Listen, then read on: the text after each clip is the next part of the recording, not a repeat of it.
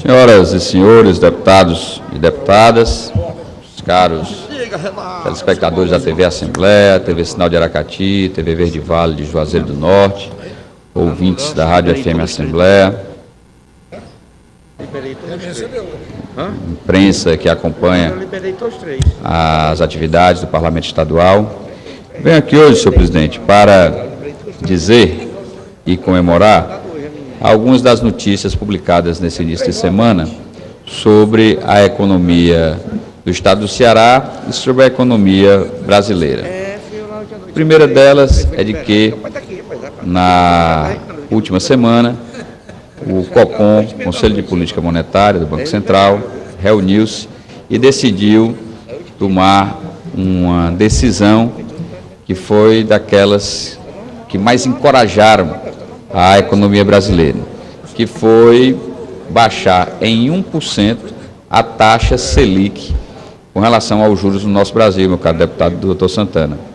Baixou-se de 12,25% para 11,25% ao ano. Ainda é uma taxa com 2 dígitos que assombra verdadeiramente a retomada do crescimento e do desenvolvimento da economia. Mas já se demonstra com esse viés, deputado Leonardo Araújo, que o nosso país começa a ouvir, de certa forma, aqueles que fazem parte do papel produtivo no nosso Brasil e demonstrarem que o dinheiro começa a ficar mais barato e, por isso, na linguagem popular, se começa a encorajar os empresários de, ao invés de ficarem na especulação ou com medo de investirem, ganhando apenas com os juros, e está aí aquilo que ocorre com os bancos no nosso país, eles possam voltar a investir, promovendo o desenvolvimento no nosso país. É verdade também de que as agências de economia, analisando o risco Brasil, viu que o Brasil já tem uma perspectiva de que para esse ano de 2017 saiamos do decréscimo do crescimento, embora com uma taxa mínima, 0,2%, mas já há uma perspectiva que o PIB brasileiro possa voltar a crescer. Satisfação é que, aqui no estado do Ceará, nós tivemos, acima do Brasil e acima do Nordeste, um aumento de 1,4%, registrado já em relação ao mês de fevereiro deste ano, baseado no mês de fevereiro de 2016. Muito para nós é interessante essa informação, porque se demonstra que o Brasil começa verdadeiramente a tomar uma outra direção, começa a retomar esse desenvolvimento que é tão necessário para que haja geração de emprego. Por conseguinte, essa geração de emprego faça que aumente o poder de consumo, assim como também, em alguns casos, o poder de poupança das famílias brasileiras, já que todos nós sabemos, o deputado Roberto Mesquita, que é um estudioso dessa área, o quanto o crescimento da economia brasileira advém verdadeiramente da expectativa de consumo da sociedade brasileira. Dito isso, quero imaginar que o estado do Ceará se posta bem nesse momento. Se posta bem porque nós temos aqui um dos maiores indutores do desenvolvimento econômico da nossa região, que é o Complexo Industrial Portuário do PECEM, onde, cerca de 2 semanas atrás, tivemos a oportunidade de ver a inauguração da Companhia Siderúrgica do PECEM, que irá ser um carro-chefe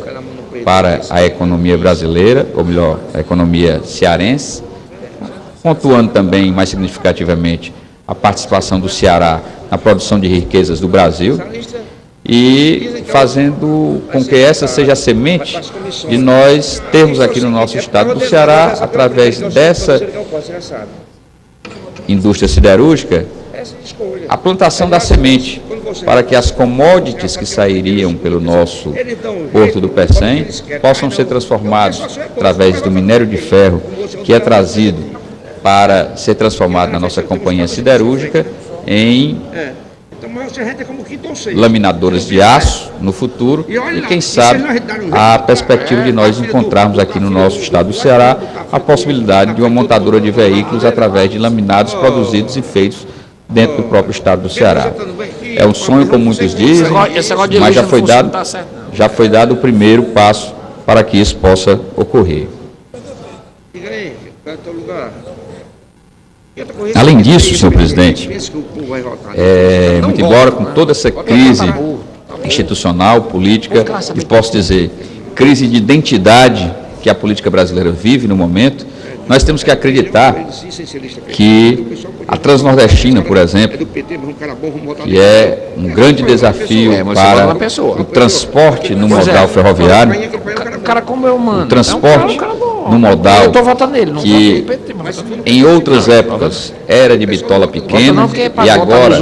passa a ter uma bitola larga, fazendo com que a gente possa ter aí o trânsito pesado de cargas chegando aos portos aqui do nosso Nordeste brasileiro, como o Porto de Suape, em Pernambuco, e como o Porto do Pecém, no Ceará, fazendo que, com isso daí, de que a gente consiga fortalecer muitas das ações que a economia do Ceará precisa e necessita. Além disso, a consolidação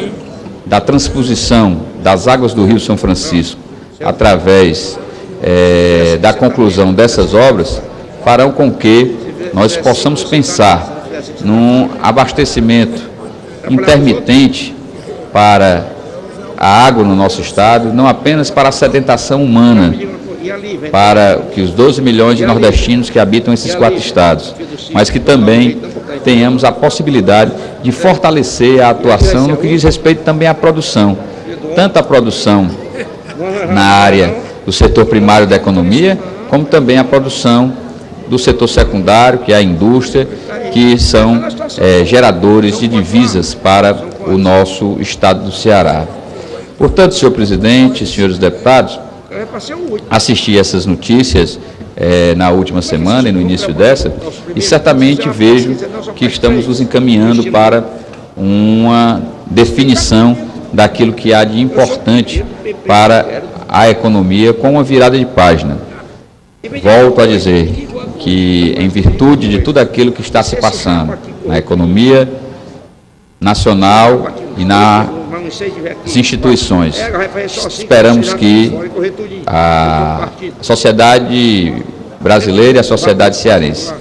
possa acreditar que se fazer política é trabalhar com seriedade. E precisamos sim passar a limpo muito daquelas coisas que estão ocorrendo no nosso país, e defendo que aqueles que sejam considerados culpados, daqueles que são denunciados hoje, que são investigados hoje e que não consigam comprovar a sua inocência, que devem pagar sim pelos crimes que foram cometidos. É importante que haja no país, nesse momento, uma demonstração de que as instituições devem ser fortalecidas, para que com isso daí, e aí, deputado doutor Lucílio, Vossa Excelência, que passou a presidir essa sessão, mas corroboro com Vossa Excelência no pensamento de que não acredito que a solução para o país seja a lista fechada. Até porque o que nós estamos vendo são que dentro dessa Operação Lava Jato, 28 partidos estão sendo denunciados de terem recebido recursos e terem dividido com aqueles que são detentores de mandatos ou aqueles que detêm a estrutura partidária. E defendo verdadeiramente que deve, na reforma política, haver uma redução do número de partidos, não devendo passar de mais do que uma dezena, para que se acabe com o cartel partidário que existe no Brasil como forma de dominação das legendas e se possa sim ter discussões que se consiga com isso democratizar os partidos. Sem dúvida nenhuma, ainda acredito que o sistema majoritário de termos a escolha daqueles que maior número de votos têm para ocuparem as cadeiras no Poder Legislativo deve ser a maneira... Deputado Sérgio, quando possível? Pois não, deve ser a maneira menos traumática para chegarmos a passar por cima dessa crise de representatividade que o Brasil hoje sofre. Ouço com prazer o deputado Roberto Mesquita. Deputado Sérgio, essa crise obriga necessariamente que nós tenhamos que nos reposicionar. Os fatos mostrados faz com que o modelo que hoje nós participamos e venceamos tenha se exaurido. E essa exaustão, ela carece e obriga que nós nos reposicionemos, tanto do ponto de vista das reformas que tem que vir, política, moral, partidária, enfim. Temos que legar um outro Brasil para os jovens, para a sociedade. Nós temos que, um novo modelo de governança tem que surgir. Mas aqui quero me referir à sua primeira parte do pronunciamento, onde falava do desenvolvimento. E é importante que dentro de todo esse mar de lama que assistimos, se possa mostrar uma luz no fim do túnel, principalmente para um estado pobre como o Ceará, em relação aos equipamentos que o senhor destaca. Esses 1.760 quilômetros da Transnordestina, eles têm um potencial de trazer um fortalecimento da nossa economia muito grande, porque vai ligar a produção lá do Piauí, lá de Eliseu Martins, a cidade produtora de soja, ao porto do Pecém e ao porto do Suape, Pernambuco. Então nós vamos ter uma capacidade de escoamento de uma região produtora interligando o Ceará e o Pernambuco. Aliado a isso, é bom que se diga que nós temos a única ZPE do Brasil em funcionamento, que é uma zona de processamento de exportação, onde já existe todo um espaço que permite que empresas venham aqui se instalar com os benefícios de uma zona franca, como Manaus teve lá atrás, destinando sua produção para exportação. Então, todo esse ambiente de prospecção de negócio é o trabalho de muitas gerações. E esse trabalho, graças a Deus, não foi contaminado por essa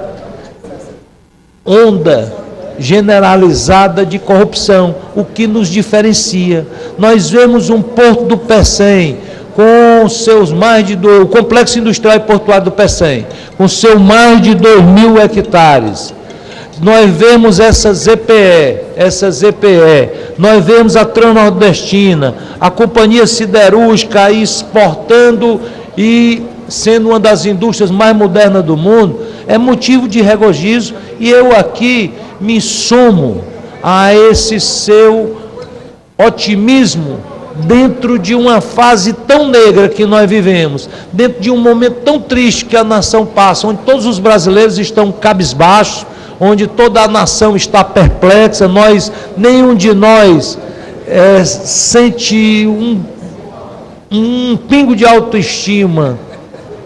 quando vê as notícias mostradas na televisão, mas precisamos enfrentar os problemas, nos reconstruir, a população fazer as substituições que têm que serem feitas na nossa classe, que é a política, e o Brasil ser retomado, porque a nação brasileira, ela é bem maior do que tudo isso que está ocorrendo, bem maior, e há ainda espaços que não foram contaminados, como esse que o senhor listou, daí lhe felicitar pela fala. Deputado Roberto Mesquita, quero aqui concordar com o seu xará, Roberto Maciel, quando lhe diz que o senhor é o denominado rei dos apartes, mas são apartes lúcidos. Ele não gosta de me dar o deputado, ele me vê, ele tem uma visão da minha atuação impressionante, ele só me vê com um olhar de... Não pense dessa forma, porque ele vê que Vossa Excelência... Deputado Excelência. Ok, deputado Manuel Duque, aqueço a sua determinação coronelística para poder concluir o meu pronunciamento. Mas ele diz isso porque demonstra que cada vez mais, quando Vossa Excelência faz uma parte a qualquer dos oradores que estão nesse púlpito, Vossa Excelência diz com a dignidade de um homem de conhecimento e um homem experiente sobre o seu posicionamento, que demonstra aqui essa responsabilidade da condução do seu mandato. Então, verdadeiramente, não quero que essa geração seja uma geração corroída pela Odebrecht. Quero que essa geração possa saber que a política tem que ser reinventada, que os homens públicos têm que ser passados a limpo e que verdadeiramente nós estamos aqui para honrar o voto popular.